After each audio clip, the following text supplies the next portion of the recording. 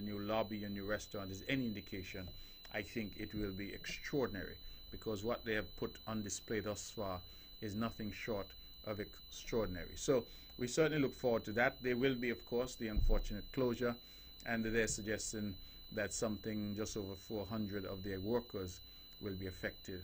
I continue to appeal to the workers to make hay while the sun shines, that now that work is plentiful, hours are plentiful, service charge, I'm told, is at an all-time high, that workers will really, as the Bible admonishes us, to store up our grain in times of plenty, because they have now been forewarned that in another 6 months there will be a period of closure, and therefore a lean period. I have had a lot of debate and a lot of discussion as to what is best for workers. I want the workers to be assured, as I did last week, and as I will continue to do, that the government will do everything in its power to work with them to cushion the shock that they will experience, but that they too must assist in cushioning the shock for themselves by certainly being sensible and prudent in terms of their planning. If they were planning on a major expenditure, for example, perhaps they might want to delay that until later in the year. The good news is that after that period of closure, we hope in October to open a brand new hotel, and that, I think, would be exceptional news for us all and a matter of great celebration. The good news also, the silver lining, if you will, is that the proprietors have decided to close the hotel at the lowest possible time in terms of the season. Traditionally, as we know, June, July, August, September are lean months for tourism. In fact, in the months of September, occupancy normally drops to very low digits. And so they have decided that they will use that period, which is traditionally slow, in order to do their renovations and to close for that period. And so we're asking again workers who work there, people who depend on that institution for their livelihoods, that you look ahead, you see what is coming, and you plan accordingly. And we are here as a government to do what we can to work with you and to support you. And we look forward certainly to really getting through this together. And I continue to say that because that is the effort that will be required to get through it together. Some have criticized me. They've said that I ought not to have said anything so early. I would have made an announcement in the budget address last December. They say that we should have waited. I do not agree with that. I understand that people may have different opinions, but in my view, it was best to let people know what they could expect, because I believe if people are warned early, they can plan accordingly. And so that is the sentiment that I held and continue to hold. And I have always pledged, as the Premier of Nevis, entrusted with this huge responsibility, that I will always be forthright with you. I will come to you if there's good news and give that to you. And if there's bad news, I will also come and give that to you, because I think that is as it should be. And that is as we will continue to attempt to be open, forthright, and transparent with the people of Nevis. The news will not always be good. The landscape will not always be rosy. There will be times of difficulty. But once there's this thing called life, we understand that we'll hit bumps in the road. It is not ultimately the bumps that we hit because we know we'll hit them. It is how we respond to those bumps. And that is what the measure of us as an island will be, and us as a government and a people will be. And we pledge to continue to work with you. It appears that we might have gone off Facebook Live. I don't know. I'm not seeing the monitor here isn't showing anything. We seem that we're back up. And so if I went blank for a while, please forgive me. Just a little technical glitch. It looks like we're back up now. Now we have so much that's happening. I know the Hearts and Hands are having their grand celebration, I believe, this Sunday in New York. And I want to wish them well. I want to commend them for the people that they plan on recognizing. I know, for example, that they will be recognizing our own here, Weber Herbert, from right here on Von Radio, where we know only the best will do. And we certainly feel that Weber deserves every accolade that he is offered. He has done yeoman's service here in the island of Nevis. He has taken this radio station and made it an institution, a critical part. One cannot mention the island of Nevis and not mention Von Radio. In fact, one cannot mention the country of St. Kitts and Nevis and not mention Von Radio. I will go further and suggest that one could not mention the Eastern Caribbean and not mention Von Radio. And so I think Again, I want to commend them for their selection of honorees as always. Commend all the honorees. I want to wish the event all the success in the world. I trust and hope that the event will go well, and that I know they always put on a very classy event. And so for all of those who are involved, Dion Pemberton, my former teacher, Mrs. Williams, they do a wonderful job, and I want to commend them and encourage them to continue to put their hearts and hands to the assistance of the people of Nevis. They are one of the most vibrant organizations that we have in the diaspora, and I really want to commend them. Again, charity work is not easy. These are people donating their time and their energy for the betterment of Nevisians. And we see others in DC, in Miami, and elsewhere who continue to do as well yeoman service for the benefit of the people of this our beloved Nevis. And I want to commend them and continue to pledge our support to them as they do their work to assist Nevisians at home and those living in the diaspora. Ladies and gentlemen, listen to On the Mark. As I said, there's quite a lot that is happening. I just want to again invite the listeners to please support the event tomorrow for EPPS, the relay event, to support the event on Saturday of the Masters Cricket Tournament. They are raising funds for Teddy Blackman, a man we know well, and of course to support the Hard Times community as they have their fun day on Sunday. I'm going to open the lines now. It's about 20 minutes past, so we're opening the lines a bit earlier than normal. The numbers are 869-469-1616 and 869-469-1700. I know people sometimes complain because they try to get in at the last moment and then they have difficulty. When I open the lines early, it means that you have ample opportunity to speak, and to speak at some length, because of course this show, we are not hampered by the need for advertisements, so we do have 2 hours of talk radio, primetime talk radio. So with that, I gather the phones are already lighting up, so let's open the lines and see who wants to talk to us. Good evening, you're on the mark. Good evening, Miss Sheriff. Good evening to you. How are you? Good evening, my Premier. I'm doing good so far. Well, you're not telling the law. You're right to let people know in the old is how they stand with their walk. That's one. Well, I think if you do that, people are better able to plan, and that is important. I agree with you with that. Yes. I don't want a man calling you tonight to the store, because everybody call me and said, you depend on the radio too long with them. You depend on the radio with them. You are going with him. I'm not saying he's not talking sense, but he prolong and he arguing with you. And I don't like that. Well, if I'm not talking to him, I might be talking to myself, so it's a good thing that he calls, huh? Jeremiah 7, verse 27 and 28. Yes. Therefore, thou shalt all these words unto them, but they will not hearken to thou shalt also call unto them, but they will not answer thee.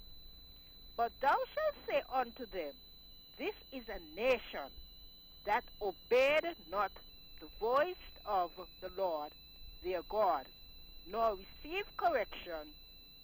Truth is perished and is cut off from their mouth.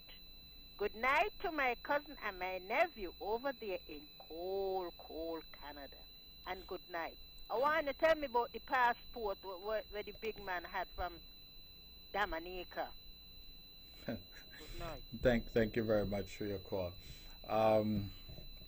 The passport that the big man had from Dominica. Here's the position.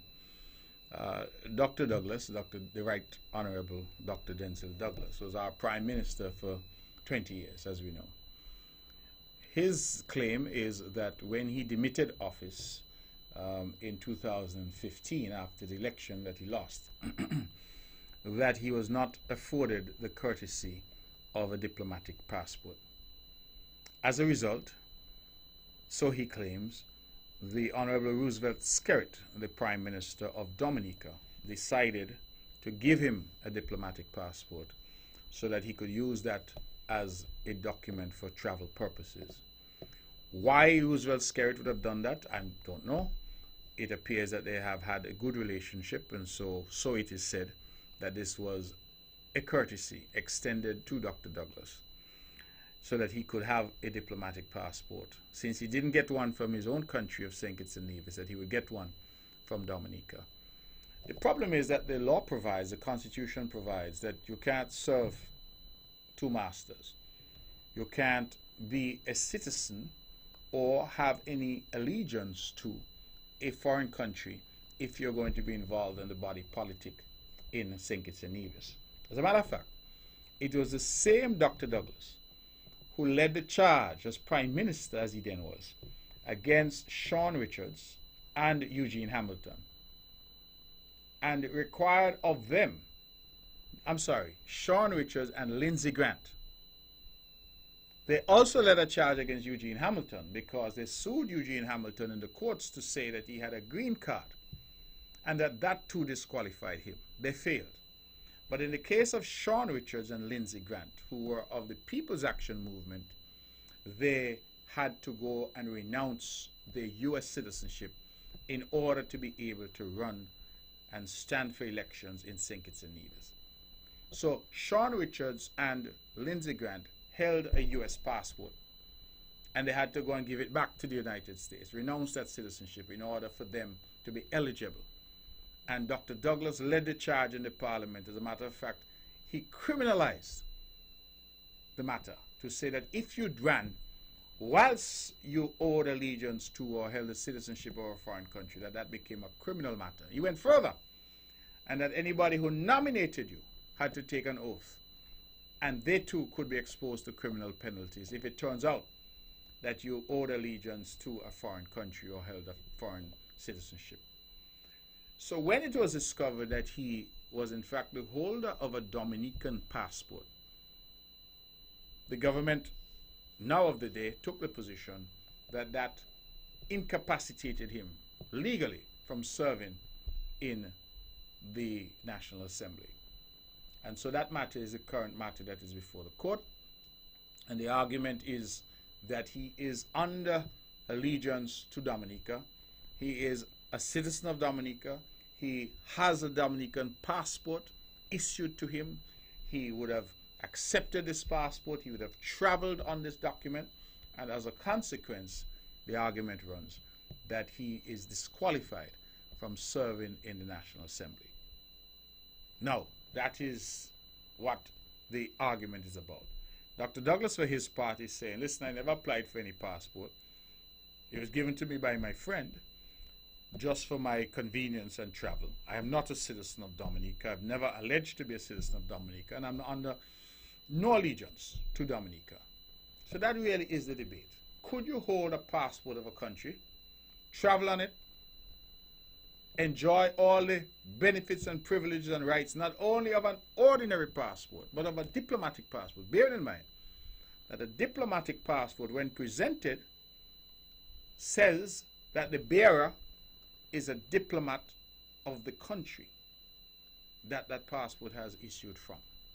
Put differently, when I travel as the Minister of Foreign Affairs and I present myself to the counter in Miami or in London or wherever, I present a diplomatic passport issued to me from the government of St. Kitts and Nevis, which says to that border security immigration officer, whatever they may be called, that here is a chap called Mark Brantley who is presenting himself, and not just as a representative, but as a diplomat of St. Kitts and Nevis, and therefore one who is saying to the country that is receiving him that he's entitled to all the protections that that passport and that rank of diplomat affords. So it's an interesting argument. It is before the court. I do not know yet what the result is going to be. I understand the matter has been argued. I have not yet been advised that there's been a decision, and so we'll have to see where that goes. The second, of course, big matter that has emerged is in the case of the one Wingrove Parrot George. We all recall that the parrot flew the coop when the elections were held in 2015.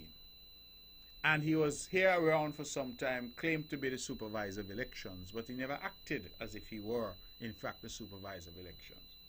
And in the middle of the count, when it apparently became clear that the party of his choice was losing the election or would have lost the election, he abruptly abandoned the count, leaving all of us, and poor me in particular, because I didn't find out that I had won officially. I knew I had won because my agents told me I had won, but officially I think I finally found that out sometime late the following day.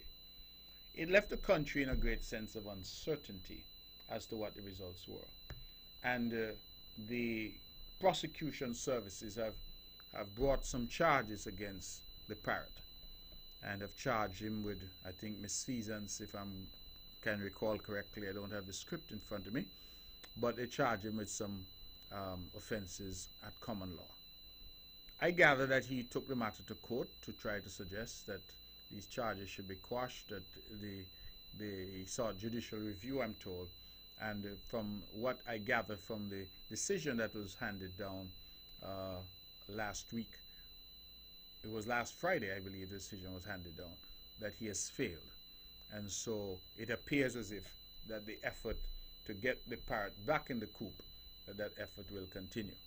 Now, I am not trying to make light of it, but I can say that Mr. Wingrove George, better known as Parrot, was one of the worst supervisors of his elections that we've ever had, and we've had some bad ones. I've had to deal with some. But he treated this as if it was a purely political appointment, not understanding his role. And I think that is what led him ultimately to commit the type of egregious actions that he committed by leaving the entire nation in limbo as to what the results of the elections might have been. And so it now appears that the parrot will face justice. What the outcome will be, I can't say. But I do know that St. Kitts and Nevis is a nation of laws, and we must all abide by those laws. And many were saying this was pure politics, this was demanding nothing wrong. Well, the court appears now to have decided that whatever he did, he must face the court in relation to it, and the court will come to its determination.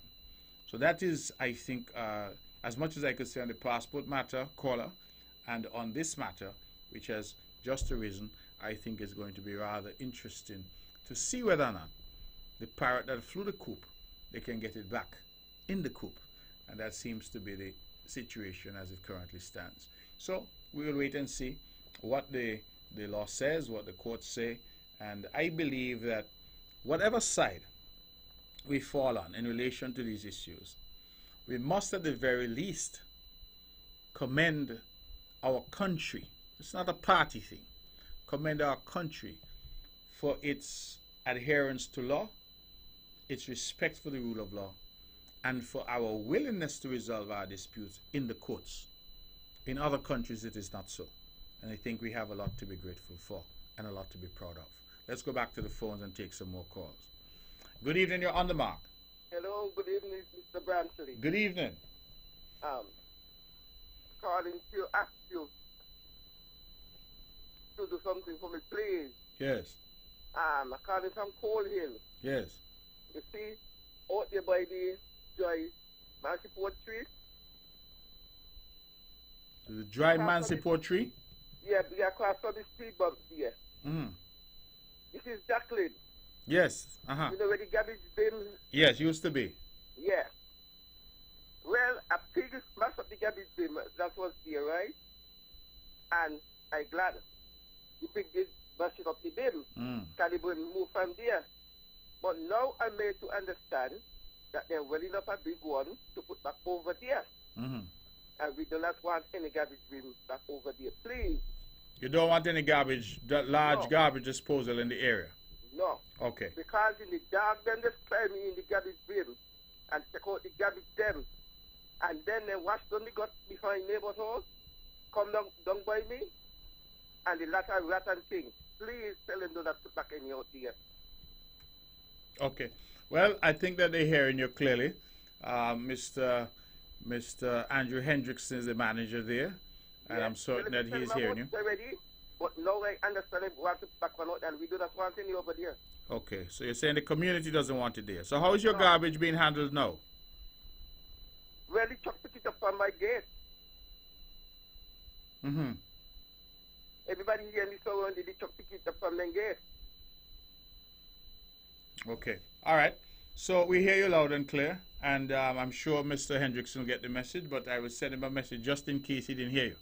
Okay. Okay? Thank you. All right. Good. Thank you for that. Well, That's a member of the community saying to the Solid Waste Management Authority that they do not want the large scale garbage disposal put back in their neighborhood. They prefer for the truck to come as it does and pick up their garbage at the appointed time from outside their gates. So I myself recognize that sometimes when we have large scale dumping, it does lead to an eyesore. I remember there was one at the very top of Hamilton, and that was often a big problem up there. And I've no caller, you live right in front of this one, so I could imagine that it has been a problem for you as well. So I hope, Mr. Hendrickson, that you're listening. And when the community speaks, we have to listen. We are ultimately servants of the people, and we have to be guided by them.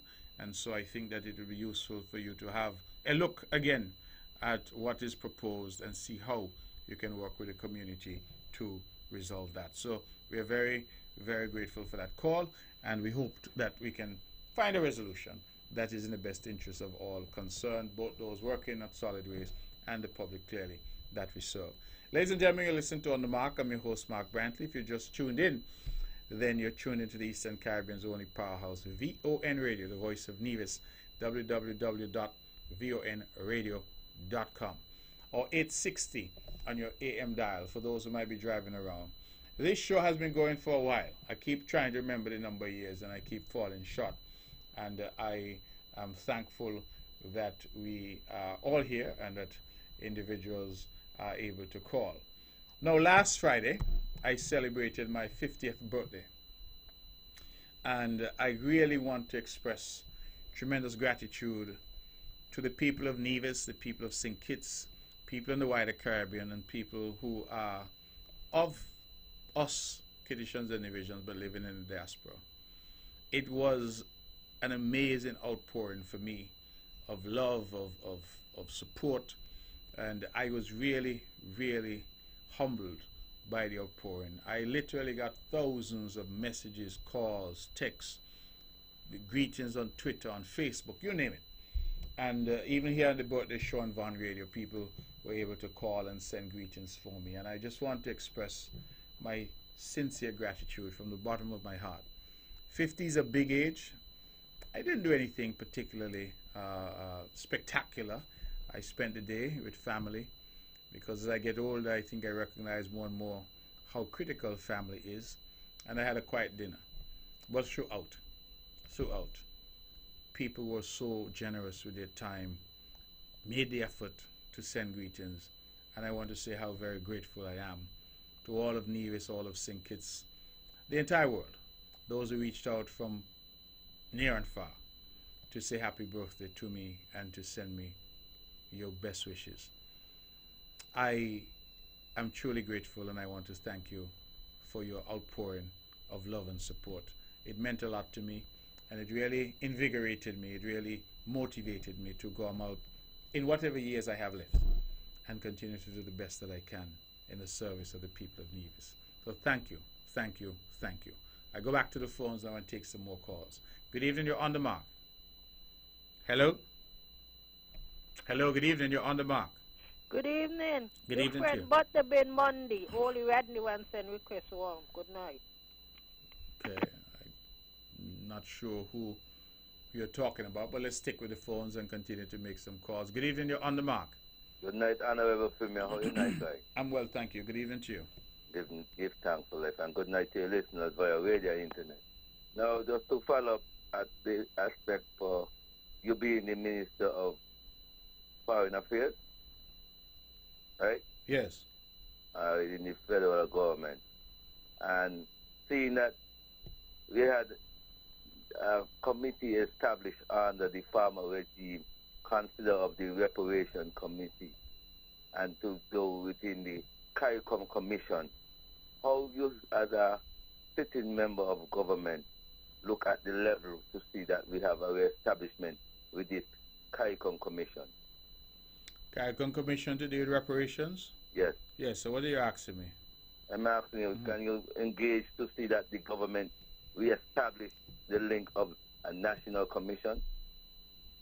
Well, I'm not aware that we've had a National Commission on Reparations sanctioned by the government. I'm aware that CARICOM has had a commission, and that commission has been doing its work. Reparations is an issue which is topical. It is an issue which in some quarters is controversial. It's an issue which sometimes unclear as to what form reparations should take, if even we are able to achieve it. But certainly I think that as people who come from African ancestry and people who were brought forcibly across the Atlantic and enslaved in the Caribbean, people who through their toil and labor, slave labor, have built great civilizations in Europe and America, that those countries now which are wealthy, largely on the backs of that free labor that our ancestors gave, should make some kind of reparation. How that reparation is going to look, I think that is part of the debate. I would support, therefore, any effort in that regard, but that, I think, is still a matter that is ongoing debate and discussion. Now, Mr. Honorable Premier, let me just put this to term and say this here. Under the former administration, there was Nevis establishment for a committee to put together to do work in cases to establish a link with the CARICOM Commission that was engaged for reparation.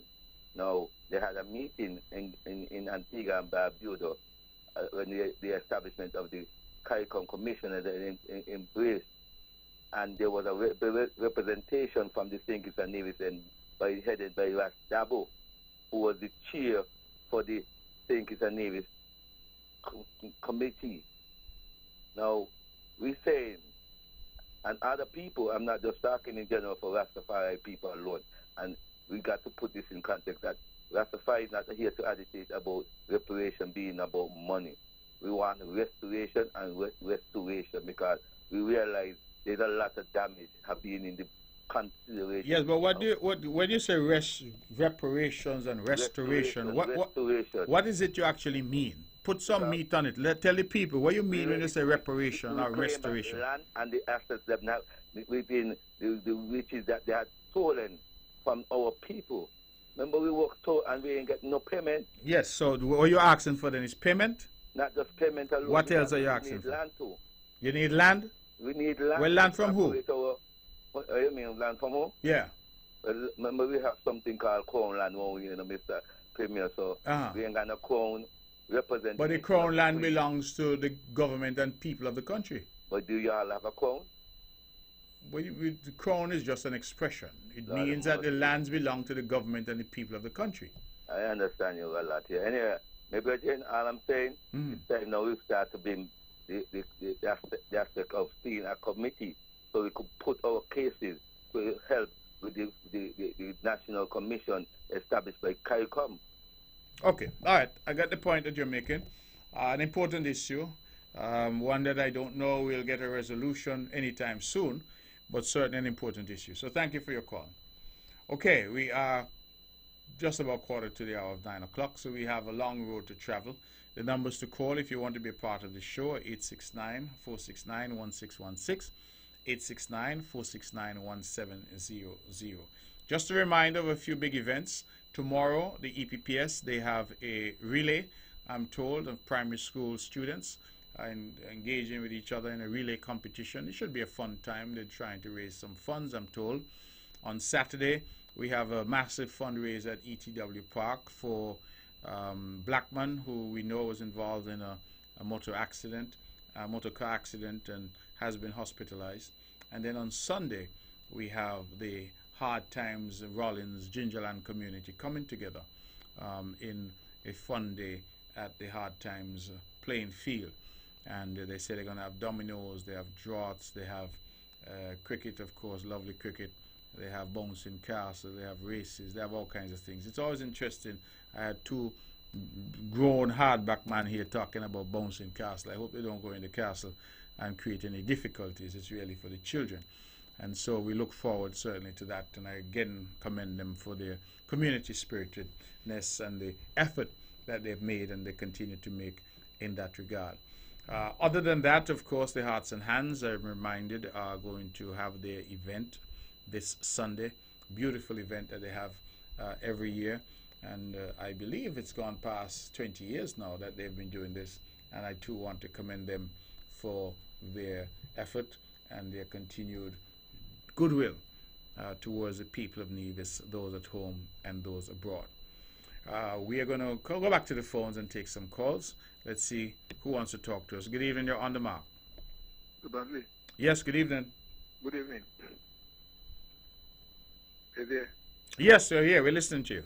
I find it interesting that these lawyers for Denzel Douglas bringing in thing about Dominican law. Dominican law don't have nothing to do with this. This is St. Kitts Nevis law we're dealing with. Forget about this Dominican law. Wait a minute. Denzel Douglas is the one who brought the law into the court, into the house in St. Kitts Nevis, and deal with him that way. Forget about this Dominican law that they're talking about, and anytime you lose this case, you go straight back to the Supreme Court. I don't trust these people around here. Good night. Okay. All right. Well, thank you very much. I have confidence in the courts. I've always had confidence. I've been a lawyer for many years until I took this turn into politics. But I believe that the courts do justice. It may not always be perfect justice. It may not always be justice as we would like it. But I have confidence in the court. The question of the Dominica law, why that was relevant, was really because there's an issue as to whether he'll be considered a citizen of Dominica. St. Kitts Nevis law cannot answer that question. Only Dominica law can answer that. And that's one of the issues that was raised. The separate question of whether or not he's under any allegiance because he would have used the passport to travel, I think that that's a question of the general law. And therefore, these are issues that would have to be resolved. And I think the court is competent to resolve them. Let me go back to the phones then and take some more calls. Good evening, you're on the mark. Hello? Good evening, my beloved brother. How are you? Good evening to you. I'm well, thank you. Okay. My beloved brother, did you watch the video that I told you about last week? What video was that? Remind me. Remember the video with the Caucasian guy from up here physically assaulting? You know what? I didn't see it, but I heard about it. Okay, well, I want you to see it, so let me move on from there until you watch it for yourself. I'll engage you. You know. Oh, but what the brother was talking about, not this brother, the brother concerning reparations for African people. What he was saying is CARICOM mandated that each member country set up a national commission in their respective country. And what happened from since the cabal that we had from 1995 to 2015, they had one in place. Since this administration take over, but I don't know what happened.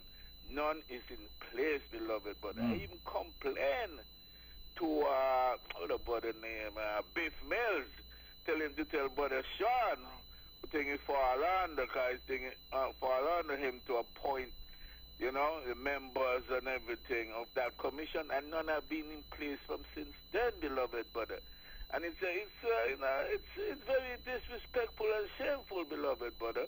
You know, I support this administration wholeheartedly, brother, and I fought verbally and otherwise for this administration, but, you know, beloved brother, a unity movement, you know, and I'm a Pan-Africanist, beloved brother. And I want to see that go in place, beloved. But it's not all about, we need, just like the Caucasian Jews, 5-6 million of them. And they are the Nazi and everything, and they're still getting their money compared to us, beloved. But there's no comparison. Over 200 million souls suffer. The wealth they're taken out of Africa, brother, that is in the British Museum and other museums across this planet, beloved. But that's why you see so many was in England on several occasions, beloved brother. So, but we need our institutions, build that our people build them in each respective country, beloved brother, and other things. You know, I mean, it's not enough time to elaborate on what we demand, but brother, we must do that. And I'm calling on you, brother. I know you're the foreign minister, and sometimes you speak at the General Assembly. Just like how this administration continue from the previous one to every time we have a National Assembly here, UN National Assembly, we hear about Taiwan, the support for Taiwan. Brother, I want to hear that thunder, that drama. Speak. You and the Prime Minister, whosoever gonna speak, the speakers, speak about the reparations for African peoples, beloved brother. Just like our things with Taiwan. Even more. I'm not saying Taiwan don't help, they help, but brother, that's a far-fetch. I want to hear the thunder in your voice, beloved brother, in the Prime Minister voice. Speak each ear for reparations. Not just you alone, but St. Kitts and Nevis is my neighbor Stingberry. And the whole of CARICOM and all you brothers that need to get together and every ear. Beat that drum, beloved brother. But then I've said a mouthful, someone else want to speak. Thanks again for hearing me. Continue to keep up the great work as the as the minister, you know, of Foreign Affairs and the female St. Kitts and Nevis. And you know, your next stop will be Prime Minister. A lot of people don't like to hear me say that, beloved brother, but I support that for now, beloved brother, and I stand by that. Pan-Africanism will perish. Well, now, beloved brother, speak to you next week. I'll continue to listen. All right, my brother. Thank you very much for that. Let's take another call. Okay, we've lost that caller. Callers, please be patient with us. The numbers to call are 869-469-1616, 869-469-1700. Let's go back to the phones and take this call. Good evening. You're on the mark. Greetings, Mr. Brantley. Yes, greetings to you. Could you keep your voice up, please, so I could hear? Yes, Mr. Brantley. My name is Sims Williams. I'm going to share a little bit from your topic tonight. Well, I don't really have a topic, you know. It's what you want to talk about. So. Well, I have a problem yes. right now. I have some people going around in the Craddock area catching out goats. What you say they're doing with the goats? They're catching them. Catching them in the Craddock area? Yeah. Uh-huh. You have 3 young men from the Gingerland area. A Rastaman with a black pickup and 2 others with dogs walking around catching out with animals. It's kind of hard for we right now to be raising animals for people to come and be catching them. You're using the language of catching. I'm kind of puzzled. What do you mean catching them? Stealing them? Stealing them then. Uh-huh. So you reported the matter to the police? Well, I went to the vet to find out if they had a program going around for people to be catching animals. Mm. They tell me no. You know what I mean? Only if they're on private property and the owner called them, they will send somebody to catch them. Well, they tell me must go and make a report to the station. Right? But tomorrow I will do that. Okay. Well, I think that is the best approach now is for you to go make that report, because it seems to me what you're suggesting that somebody is committing a crime. So if there's no program, you should probably check with agriculture as well. I'm not aware of any program, but I'm not the Minister of Agriculture. But if there's no program, then it must mean, therefore, that these individuals are stealing the animals. And if that is the case, it's a police matter. Well, yeah, but I was just saying, I think that even the abattoir right now, I think that they should put something in place. If you're bringing animals to the abattoir and you're not a farmer, bring some kind of receipt or something for proof that you're buying animals to bring to the abattoir. Because obviously a lot of people going around stealing animals and taking them to the abattoir. Okay. Right? With a program, something like that, I think that if they carry your animals to the abattoir and you go up there and you meet your animals,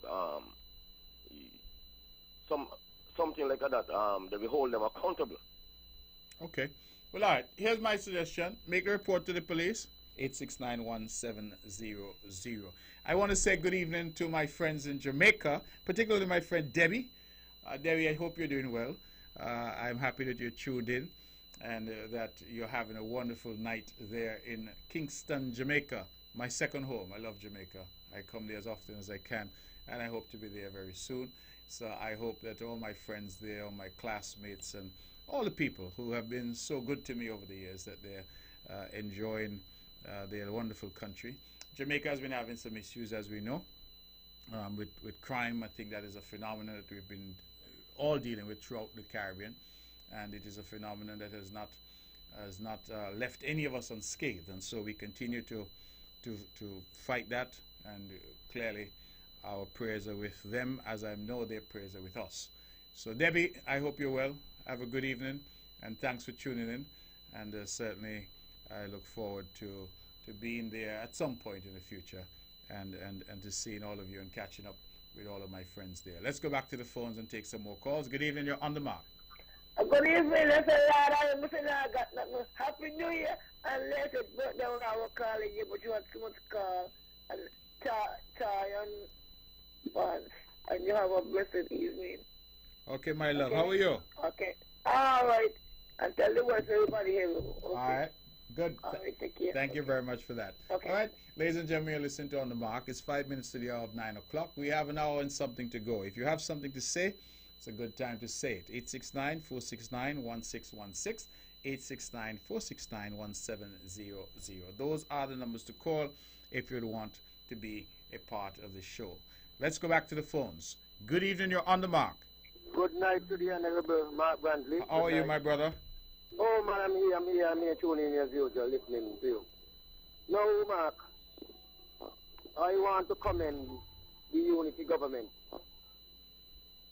for this wonderful work you all are doing to the people of the Federation.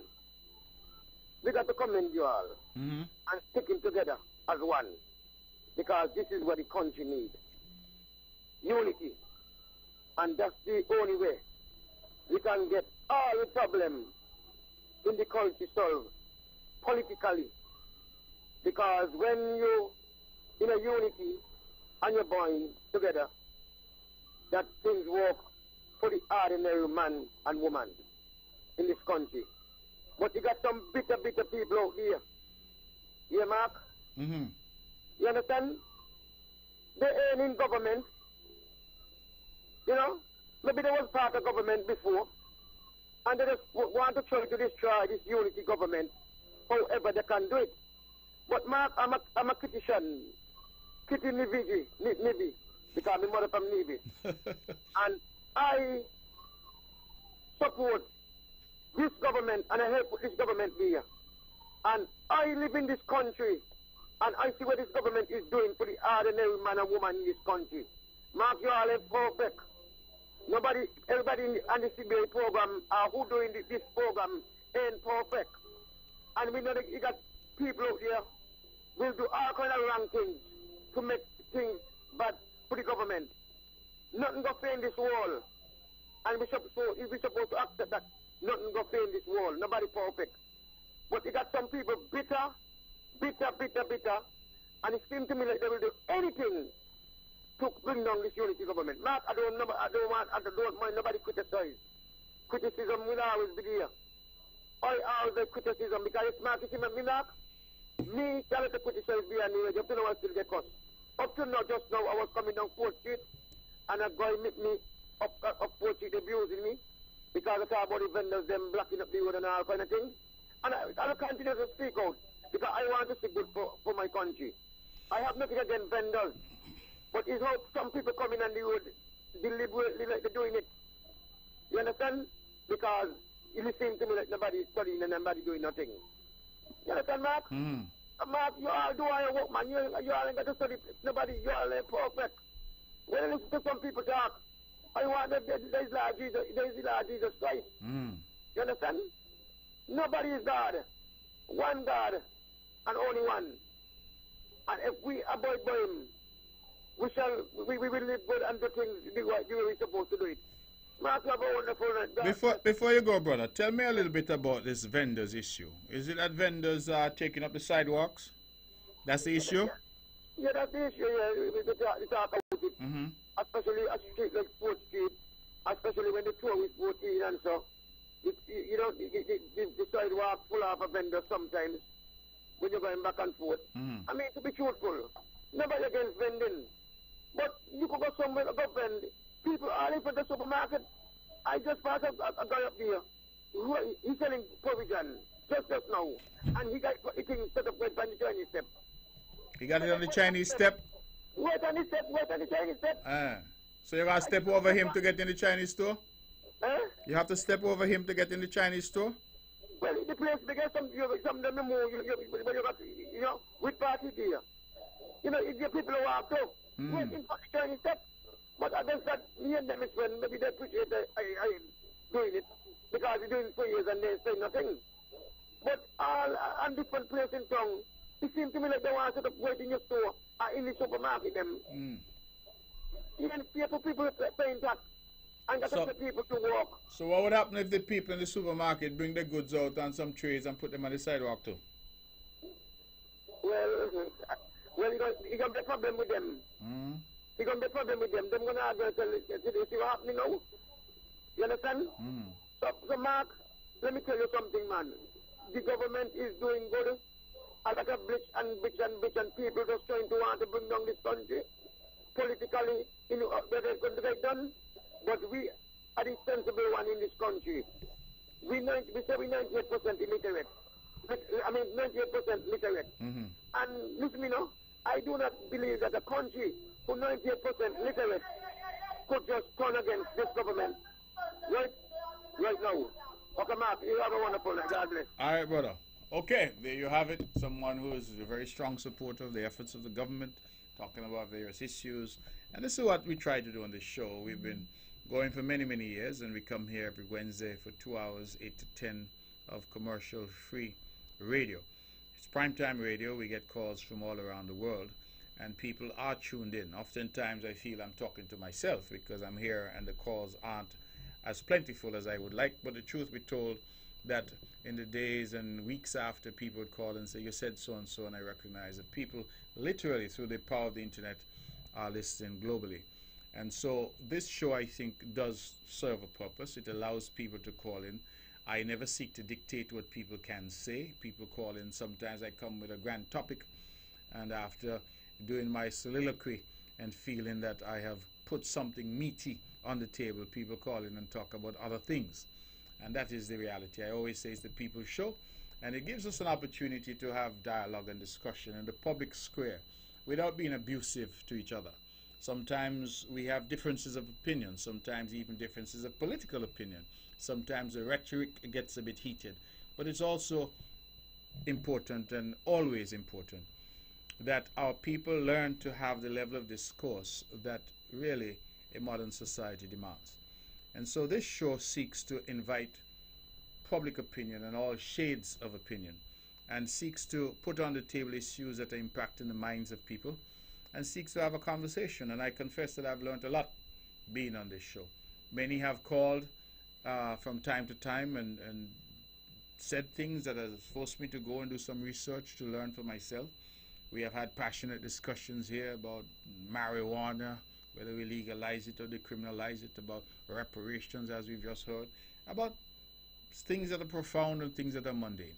The reality is that ultimately we are talking to each other, and I always feel that where there's an ability to dialogue, an ability to enter into discourse and discussions with each other, it means that we are not fighting.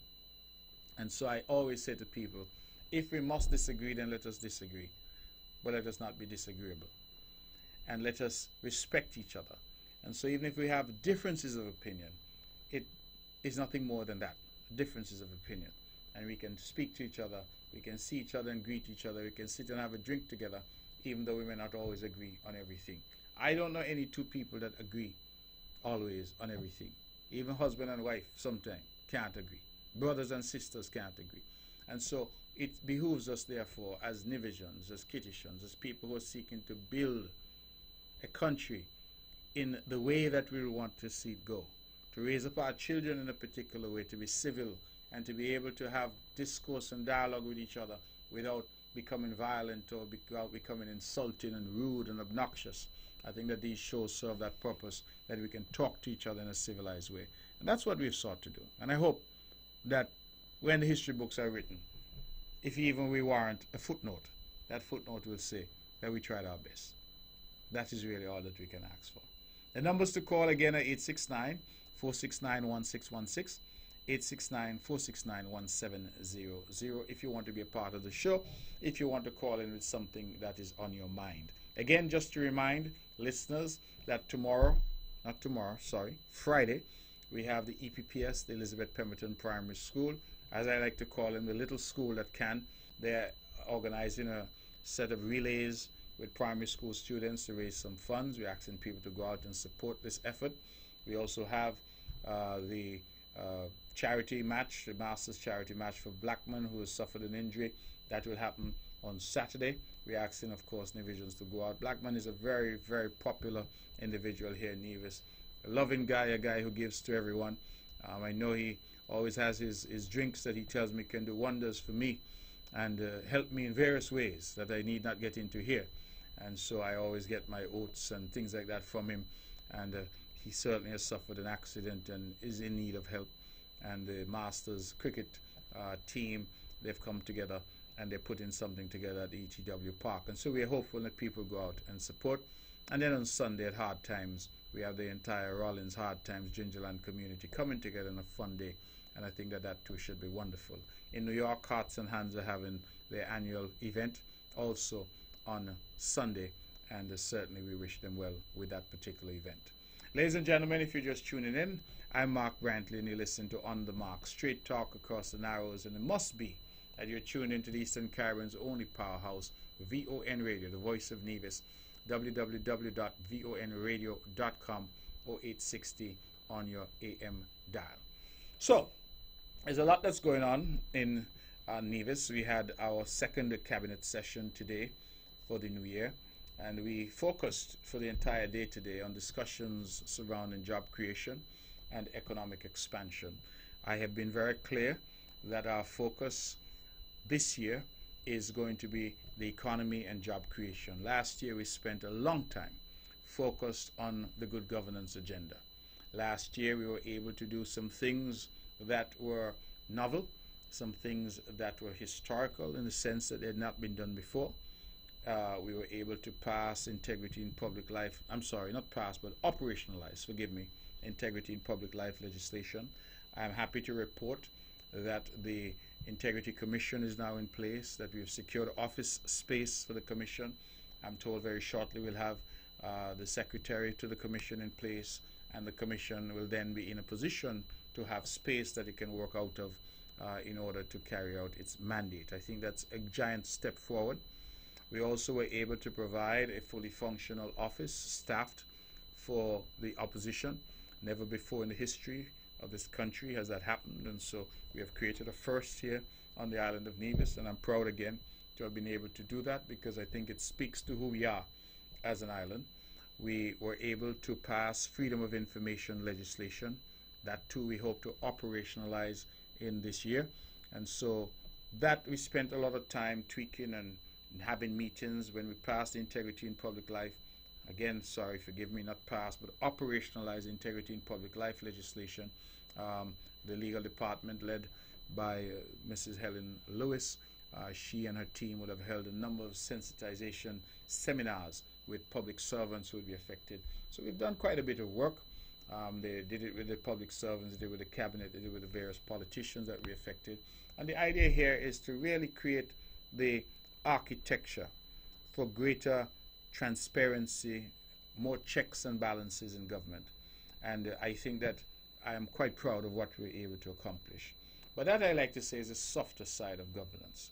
That is the good governance side. I think people are equally interested in the economy, in jobs, in economic growth, in how they're going to feed their children, and how they're going to send their children to school, and how children are going to come out of school and find a job.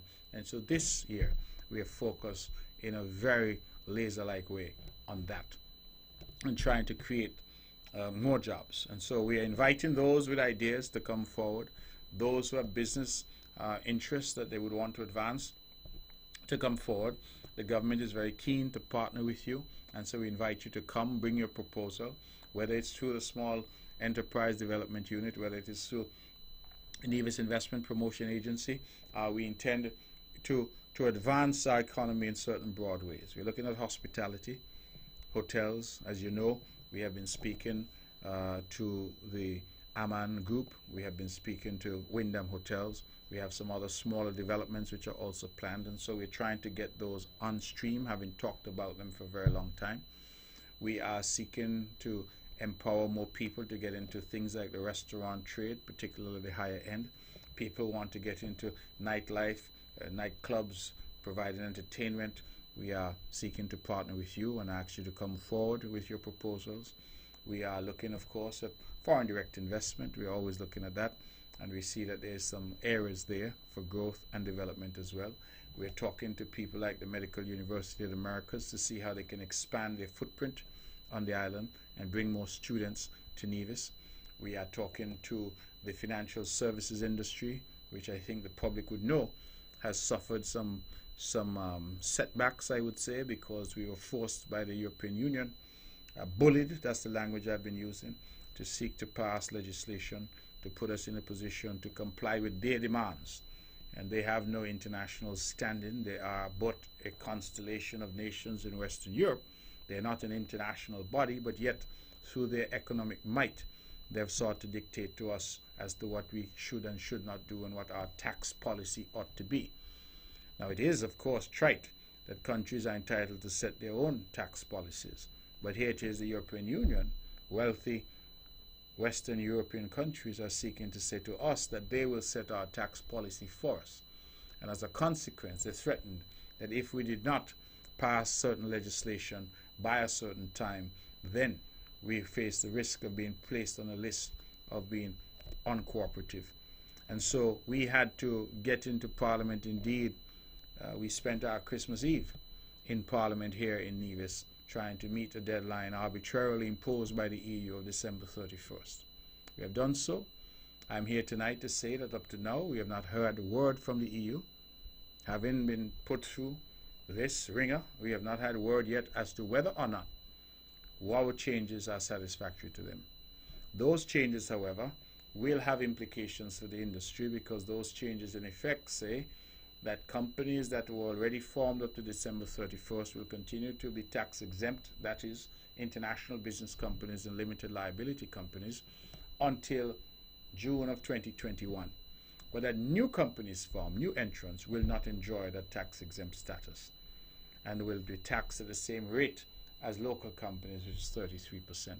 We therefore have quickly to also reform our tax structure to ensure that we create the even playing field that the EU has been clamoring that we do. The danger, of course, ladies and gentlemen, is that no sooner have you satisfied one requirement than they change the rules again and require you to do something else. And truth be told, the EU has for many years now been trying to shut down these various jurisdictions in the Caribbean and elsewhere, which are small, which are vulnerable, and whose only sin is that we have sought to leverage our intellectual capacity to create opportunity for our people. That's really our sin. They cannot with any good conscience say that we have created any upheaval in the world. We are not proponents nor creators of terrorists and terroristic activity. We have not sought to damage any countries, their interests, whether long-term, short-term, or medium-term. We have simply tried to make our way in an increasingly hostile world, leveraging the little that we have. And the little that we have is the intellectual capacity of our people. That is what we have sought to do. And it appears that when we do so, and we do so too successfully, they're quick to step up and say, you're doing something wrong. Look at the idea of citizenship by investment. The people of St. Kitts and Nevis, the government of St. Kitts and Nevis, in 1984, when no one else in this entire big world had thought about it, the government of St. Kitts and Nevis thought that it should put together the idea that in exchange for an investment into the country, people can acquire citizenship of St. Kitts and Nevis. It was revolutionary. 1984. Now, of course, it is pedestrian, because now you have Malta, Portugal, you have the United States with its EB-5 visa program, you have Canada, you have Cyprus, you have St. Lucia, Dominica, Antigua, Grenada, you have Moldova, Montenegro, but it all started where? In St. Kitts and Nevis, smallest country in the hemisphere. 36 square miles. 52 or thereabouts 1,000 people. Tiny. But we leveraged our sovereignty and leveraged our intellect to come up with what I am now hearing described as a multi-billion-dollar industry. And so what does Europe and others do? They start say, oh, we have to look into that. We feel that there's something wrong with people getting citizenship in exchange for an investment. Of course, they have no difficulty with the number of oligarchs that have settled in London. They have no difficulty with those who have bought expensive apartments and homes in Knightsbridge and neighborhoods in the United Kingdom, neighborhoods in London where you pay for the air you breathe. They have no difficulty with that. The difficulty is that small countries are seeking to do things to provide for their own. We're not selling drugs. We're not engaging in any criminal behavior. We are merely seeking to find a way. And what I believe is most offensive is that as we seek to find our way, and as we seek to create a way for our people to achieve our sustainable development goals, they are saying to us, we will clamp down on your financial services, we will put you on all kinds of lists that have untold and cause untold reputational damage. We will attack your citizenship by investment program. We will in effect hobble and cripple you. But don't you dare come and ask us for any aid or any kind of concessional financing. Because guess what? We also say that you have graduated and that your GDP per capita is too high, and therefore you are middle income and even sometimes upper middle income country. And so look at the irony. You can't leverage your intellectual capacity to provide for your people. The one thing that we have in the Caribbean in abundance is brain. So they tell us you can't leverage that to provide. You can't come up with new and innovative ways to provide for your people. We're going to crush you where that's concerned. And at the same time, don't you dare come to us, to our institutions, and seek any type of concession because we say you're doing too well. That is the harshness of what we face as small developing countries, vulnerable countries, and all of us in the Caribbean fall into that category. It is no different in Barbados, it is no different in Jamaica, it is no different in Guyana, it's no different in Belize or Trinidad and Tobago. We fall into that category. And the pressures come, and they come in an unrelenting way. And so Little Nevis is not immune. So we went into the Parliament to pass laws dictated from Brussels. And up to now we don't know whether or not that which we did suffices. And so we anticipate that that will be a challenge for us. But in the context of job creation and the path that we have put ourselves on this year, 2019, we are saying, listen, just how we use that intellectual capacity to create an industry, a financial services industry dating back to 1984, just how we use it to create a citizenship by investment industry which is now global in 1984, so too we will use it to overcome. And so too we will use it to create new products and bring innovation into the financial services space. And I'm thinking of fintech, thinking of cryptocurrencies, crypto exchanges and the like. I think that there is a whole new world out there that we must be ready to leverage in order to bring development to our people. The phones are ringing, so let me take this call. Good evening, you're on the mark. Good evening, Mr. Brantley. How are you doing? Good evening to you. I'm well, thank you. Yes, I'm good. I am listening to your cry, and it sounds like it's the fitting time now for us to embrace things like reparations and the legalizations of marijuana. You know, the situation of Nevis is really not too different than some of the other islands as well, because these islands have been left in that state in slavery. Emancipation would have left us in this state. And at never a time these islands would have really had a fair chance to show their true potential. And so I think something like reparations at this time is something that we really need to embrace. We as small islands have to stop thinking that we really can't do this thing on our own. We see what happens when we face these bigger countries. And I'm saying it's no time for these islands to bind together with CARICOM, yes, but even more so with the African Union.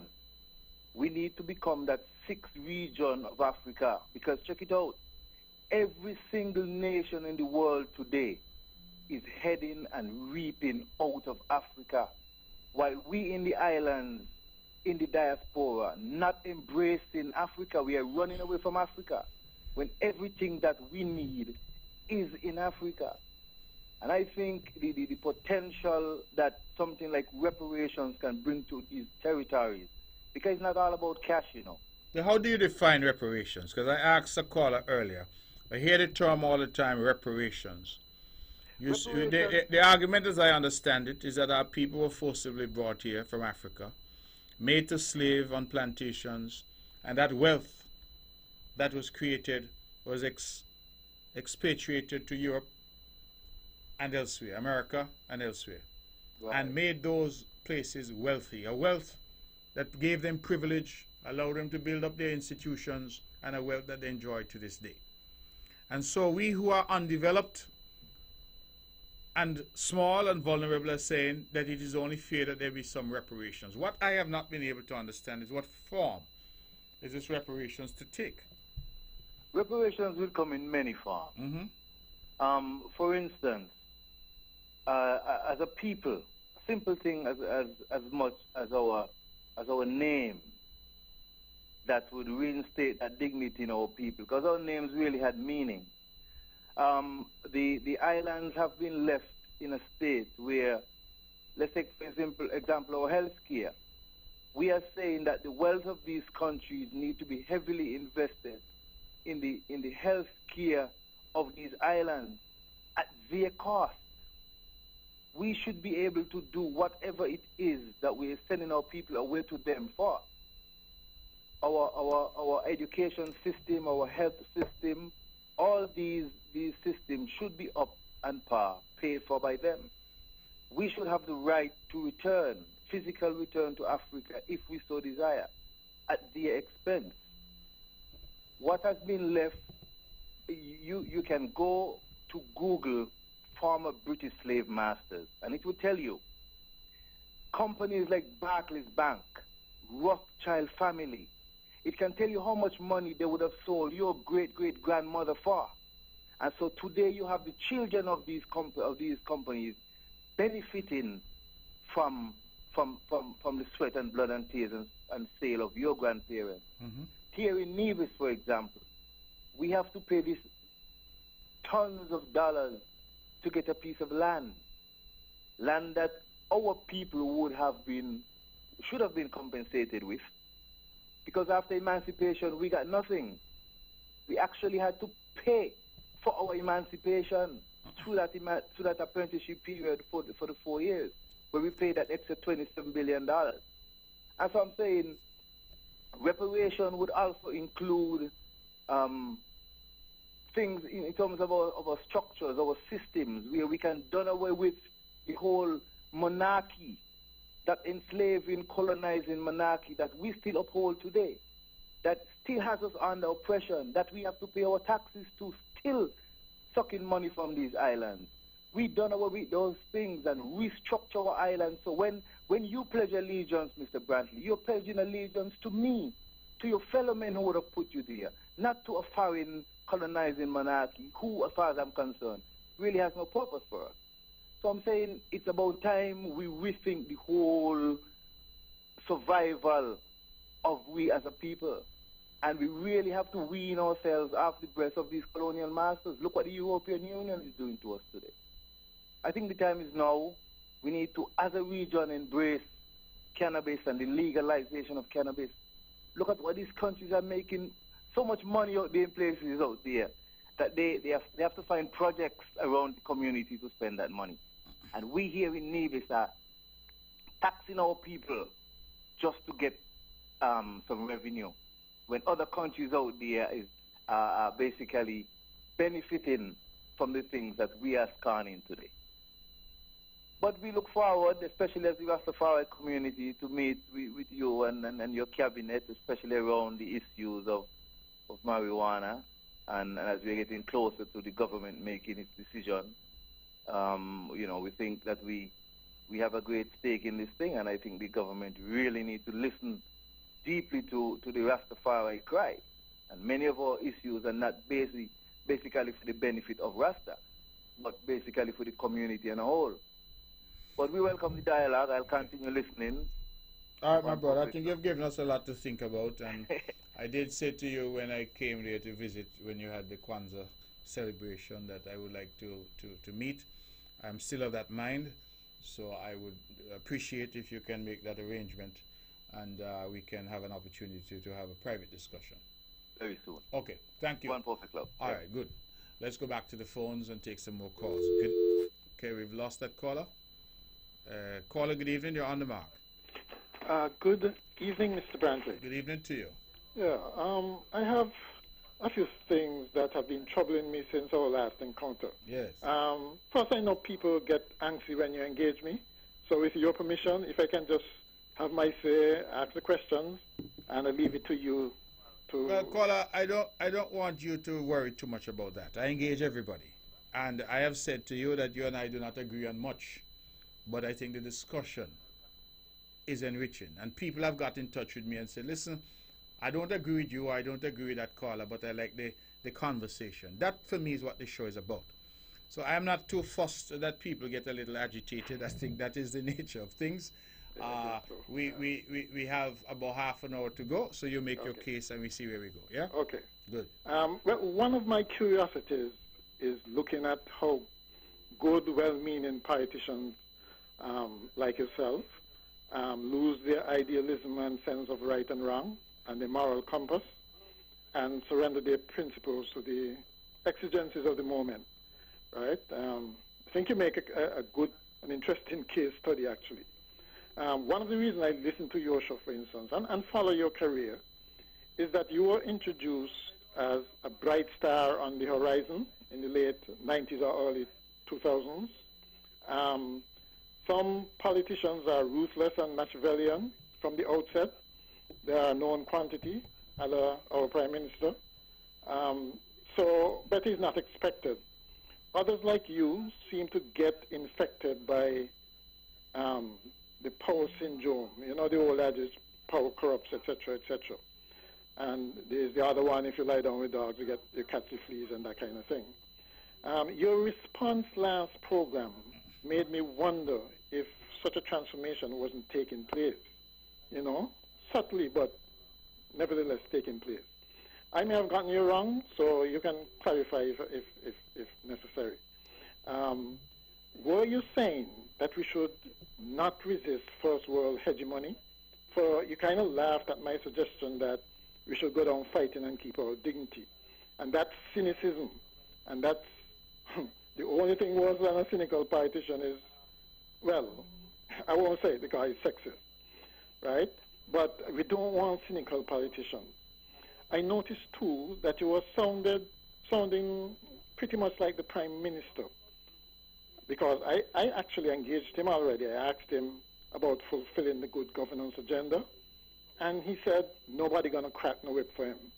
Now, that's arrogance, which is another bad trait in a politician, right? I mean, how could we feel comfortable governing for a full term without having good governance systems in place, especially when it was made an election promise, right?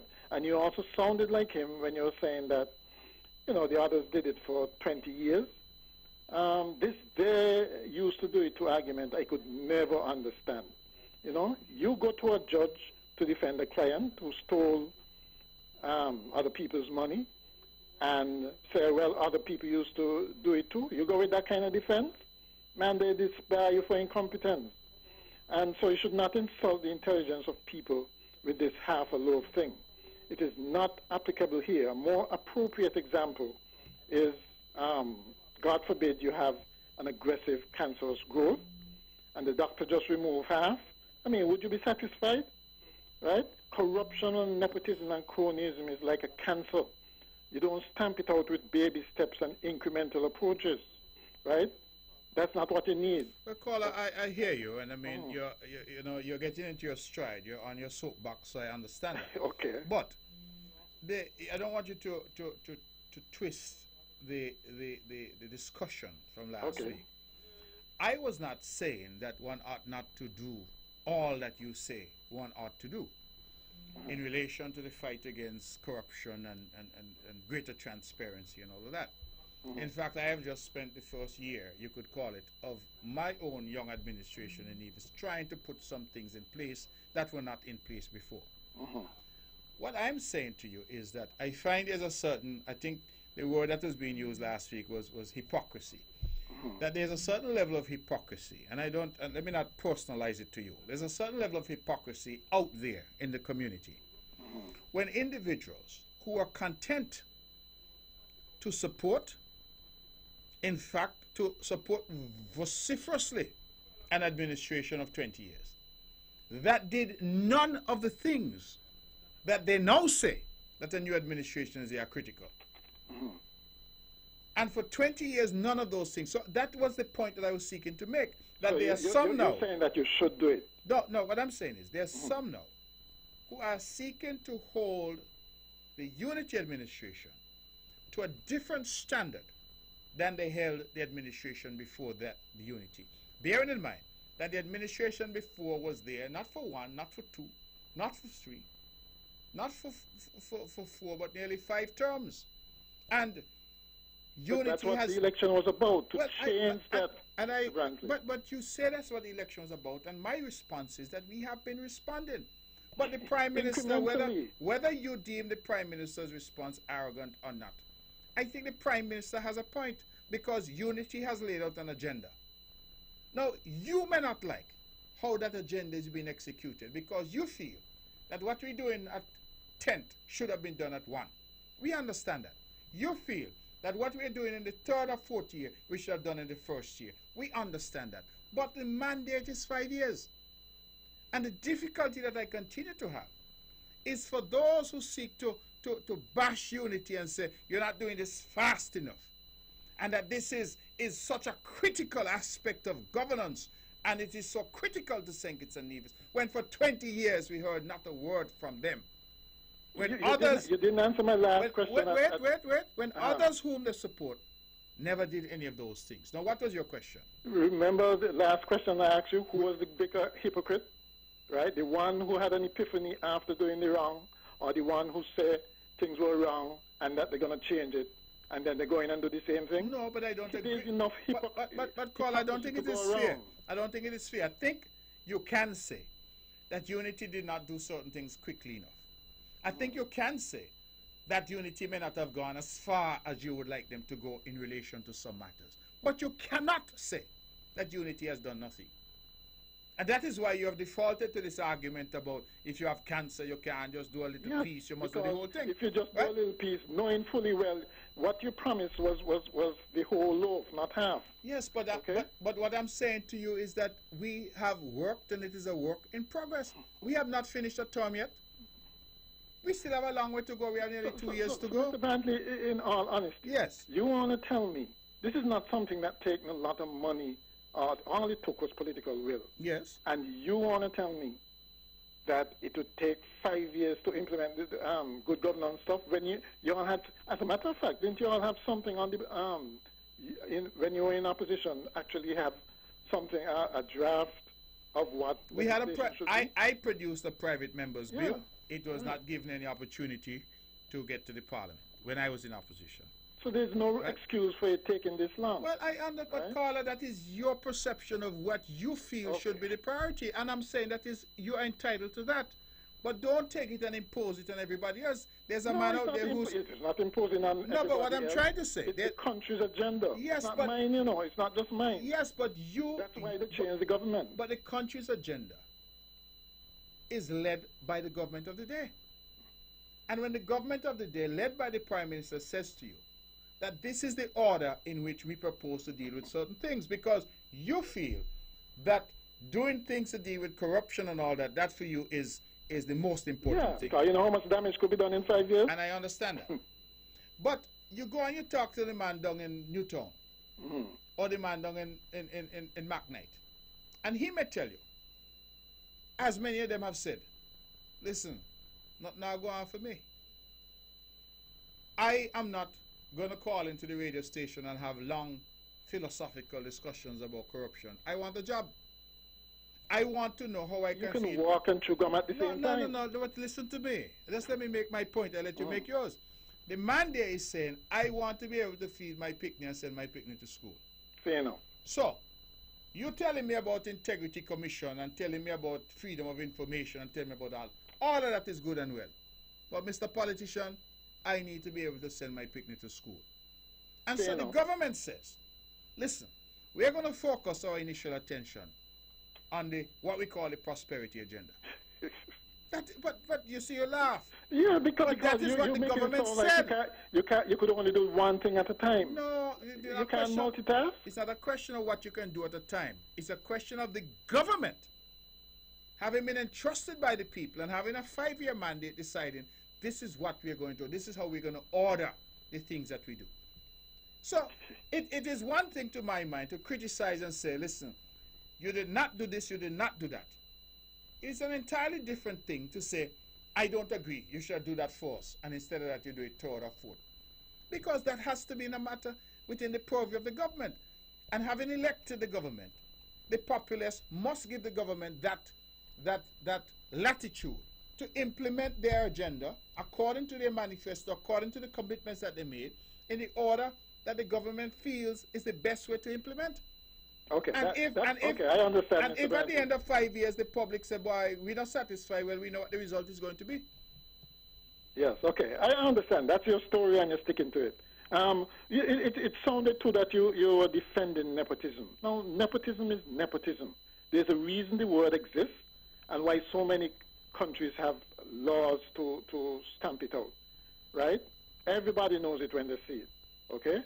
And finally, I know you are an astute politician, no question. But what the country needs is a good leader, not another smart politician. I understand your Nevis first mantra, but why not step up to the plate and promote the federation, one federation? That's more inclusive and unifying, and keep the idealism, right? And stop the hardball politics. I mean, Douglas went in the House of Assembly and show some contrition. That must have been hard for him to do, right? At least you could have been conciliatory and don't aggravate it with words like, go ask God for forgiveness. That's not showing a good example to our youth who are in conflict. I am sure you know Dr. Douglas better than me. And I have said that after politics, the only place that Dr. Douglas should be is in Hollywood. There's nobody could act as well as Dr. Douglas in this country. So you're saying that you didn't take it at face value? Man, if you took that at face value, I'm losing confidence in you. Oh, Lord, man. Right? I'm losing confidence in you. What kind of example is that for you? What do you mean? It's not a question of what example. Huh? You listen, Dr. Douglas was a man who increased electricity rates by nearly 200% in this country. And then to get people to come out to march, say when he see the electricity bill, I want to cry. Well, what you call that other than a showman?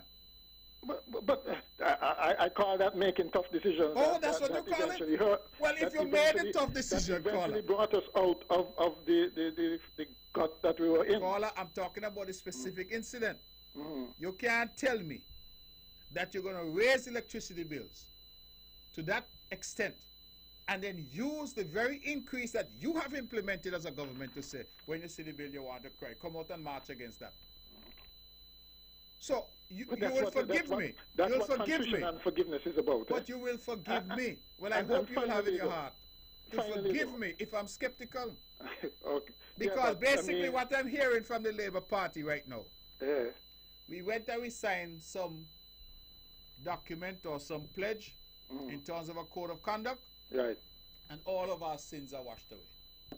And so we are saying to the people now, that whilst we're the same people, and there's a question as to whether now at your age you can change whether, as I put it, Saul can become Paul. But you're saying I've signed something. You didn't have any problem with his the Prime Minister having an epiphany and changing sides, right? So be consistent. Well, so what you're suggesting, that Dr. Douglas should have a similar epiphany and come to unity?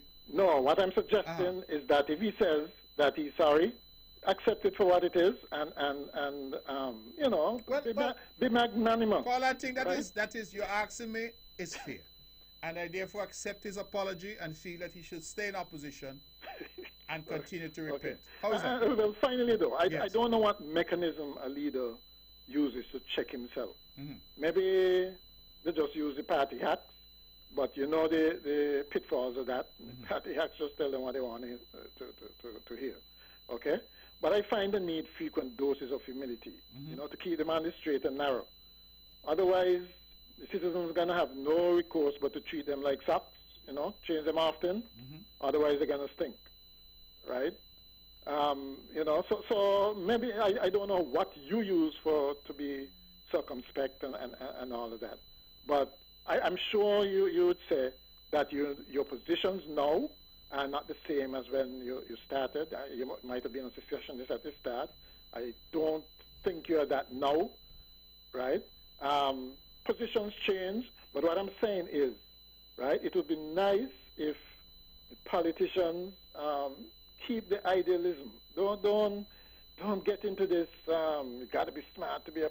It was the late Sir Probin Innes when asked why he didn't go into elective politics. He said, people have this idea that you got to be smart to the long run. All right, okay? we'll leave it there. All right, thank you very much for that. We're going to stick with the phones and take some more calls. Good evening, you're on the mark. Hello? Hey, want to talk to Mark, please? You're on the mark, you're on the air. Okay, yeah. Mark, we'd like to know if kind is very right, just like us here. If what? Girls like me, they have the right, just like us. I don't understand what you're saying. If who have the right? Gandhi say they have the right, just like me. And everything is done. It can't be. It shouldn't be. Well, it depends. Have they become citizens here? Huh? Some people may have come from Guyana, caller, but they've been here long enough, they've become citizens. Yeah, but others may have originated in Guyana, but their children are born here and are therefore citizens, just like you or me. Watch it. She has her children here. And she says she's here for 14 years. She's a passport player. So I want to know if she really has the right, the same right, just like me. Well, if she has a passport here, she has the same right, just like you, because she's a citizen. No, just she like ain't you. got no birth paper for you, no. Well, yes, but you can get citizenship in different ways, not just through birth paper. Yeah, stuff is just like you part of you, part of you. Caller, once the person has a passport from St. Kitts and Nevis, they are a citizen, just like any other citizen. Whether you were born here, whether you came and you're married to somebody here, whether you're living here for 14 years and therefore eligible, however you got your passport, under the law, you are treated just like anybody else. All right? I hope that helps. Let's go back to the phones. We have about 10 minutes left. Good evening. You're on the mark. Mark, nobody called you said thanks to Dr. Dwayne Twait for his wonderful work he has done on Saturday. Thank you. 670 men and boys. No boys were there. To a couple other fellas, and they tell me they're not going to let Twait touch the bomb. All right. So, good night. We know where Lord, you're something else. Yes. Congratulations to Dr. Dwayne Twait, indeed, and his team for yet another successful prostate screening. And I gather the number is, as you say, 600 and plus.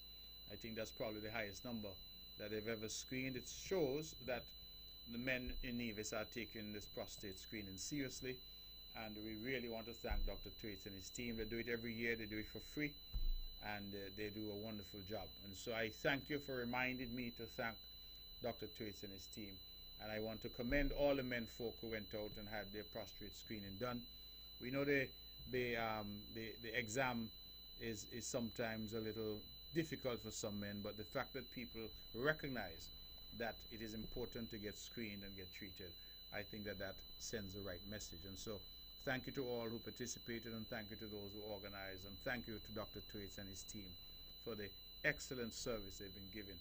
We have seen the rate of prostate cancer drop in Nevis as a result, and I believe that has a lot to do with it, the screening that he has been able to do to detect early. And we'd like to say that get tested, you get screened, go out and do your medicals, find out what's wrong with you if something is wrong early, because early detection saves lives. Let's go back to the phones and take some more calls. Good evening, you're on the mark. Hello? Mark, yes, you're on the mark. A smart politician was smart in the last 20 years when you never hear in some people's mouth, you know. The smart politician was smart. That's why they out of government now and this unity government in. You understand? Every minute coming on and talk about politicians smart. The smart, he government was smart for the last 20 years when people like he wasn't coming out and saying nothing with what was going on, with the emotion and the confidence and all those kind of things. You understand? And the IMF and all them, you know, take over our country. Our country got to go to IMF when $3 billion make in 10 years. $3 billion in 10 years under the farmer administration. You understand? The smart politician was smart. When you never hear people more like he speaking out against all of that. You understand? Politicians were making themselves millionaire, billionaire, rich, making some people rich. Certain people rich in the country. But this unity government went down in there now to make the ordinary man from bottom up, from out of poverty from rag to riches.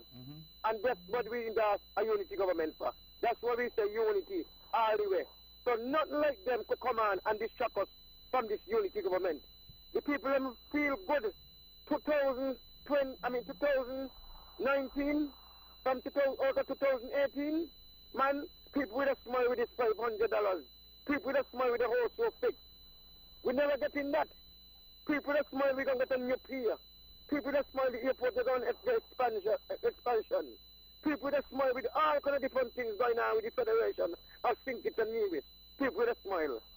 Mark, no distraction. We're going straight ahead with the unity.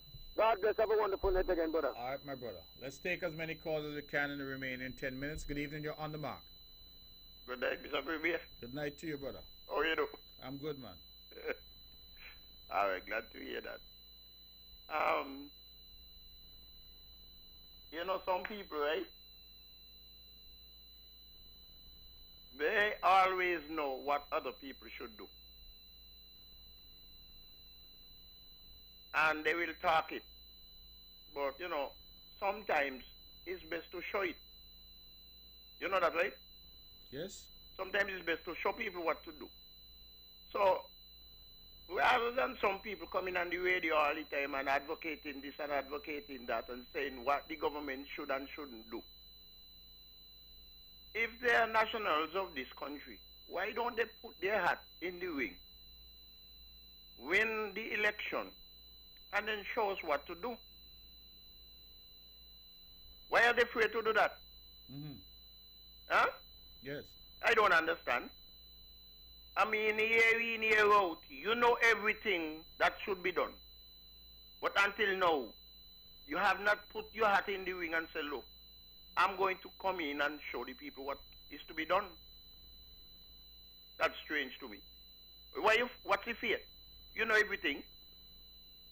The other thing, some people are mixing up different issues.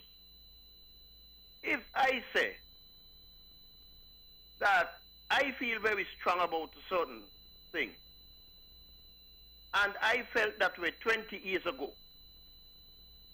the government then was going contrary to what I believe. I said nothing about it then. And continue to support. As a matter of fact, I support them handsomely. Now a new government is in place, and the government, I mean, in campaign, might have said, look, we're going to be looking to change some of these things.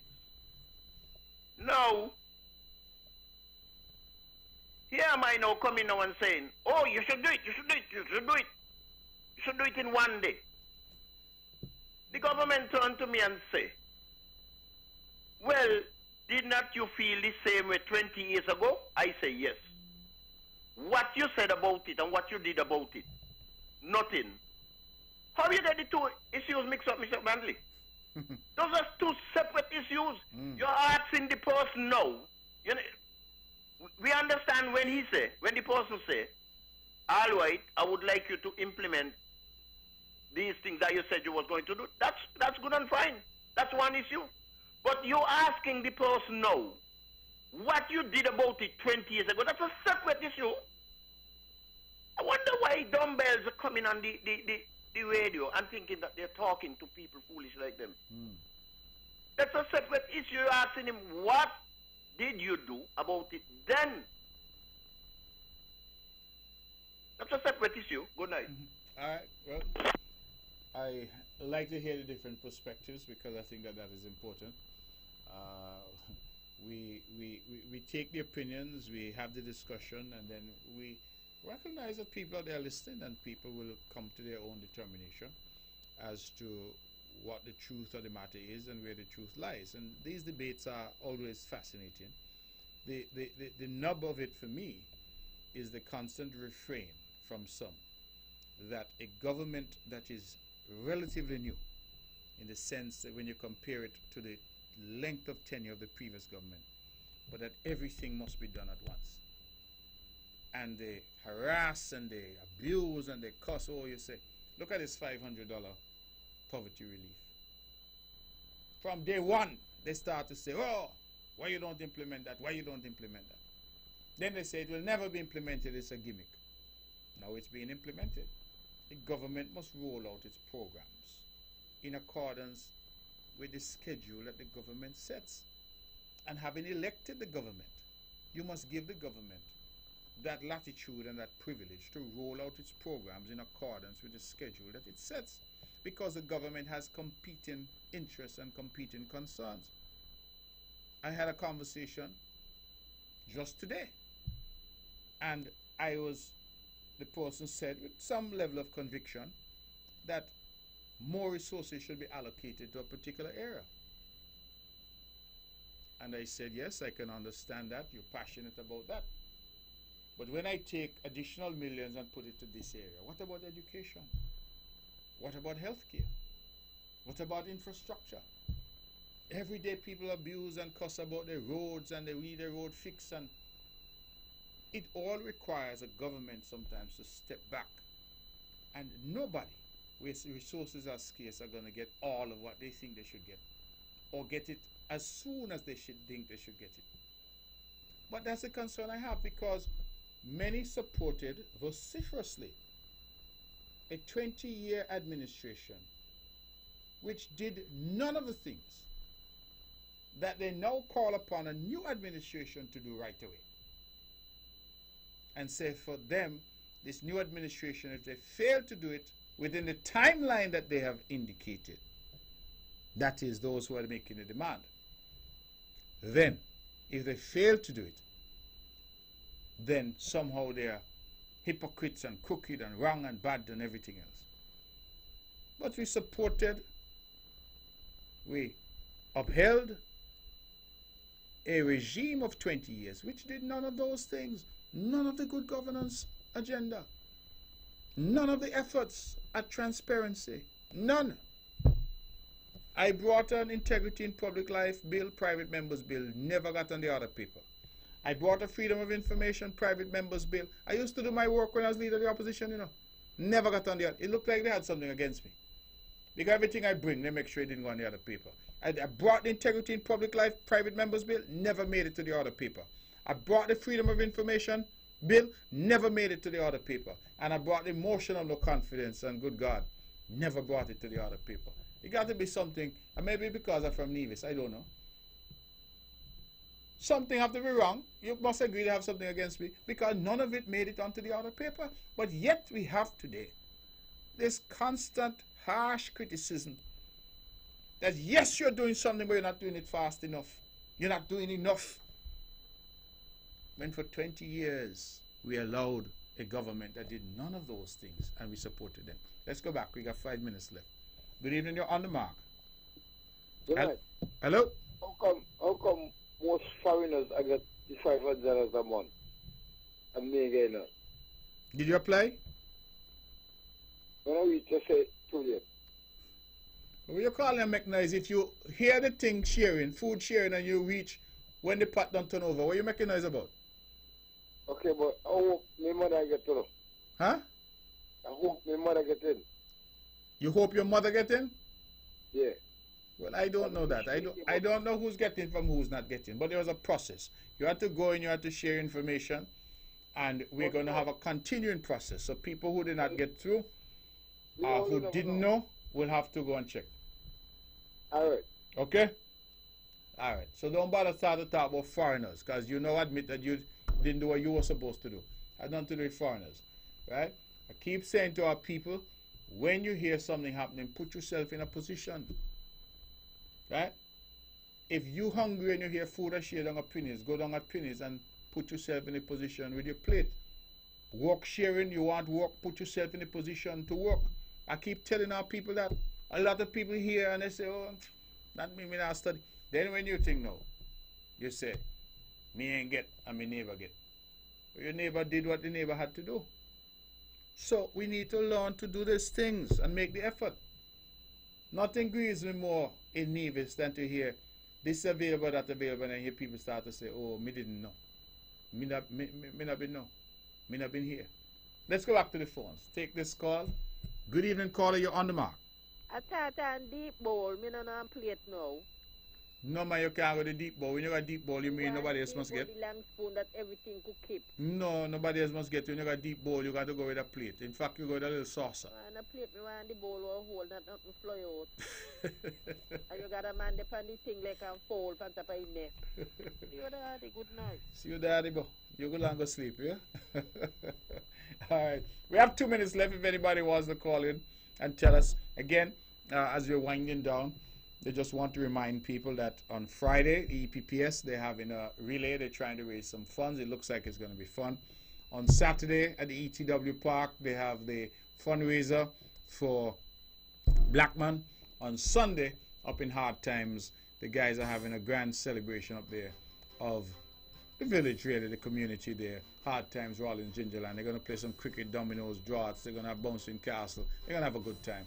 And as my good friend like to say, they expect at least 1,000, and they'll build from there. I love to hear them guys on the mic when they're doing the commentary on the cricket. It's about 6,000 people. How many people would you think are in the park?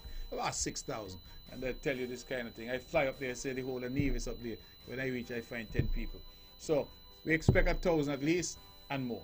It's going to be a great time, and I want to commend them again. And of course, Sunday, Hearts and Hands are going to have their wonderful event in New York. I want to send out commendations to them as well as we continue to work together, those at home, those abroad, to build our beautiful little Nevis. That's our show. The show is rebroadcast tomorrow at 1 o'clock right here on One Radio. Thank you for listening. Thank you for all who tuned in from wherever you are. We say thank you. We're grateful. Good night, and God bless you. We look forward to seeing you and being with you next Wednesday. Good night.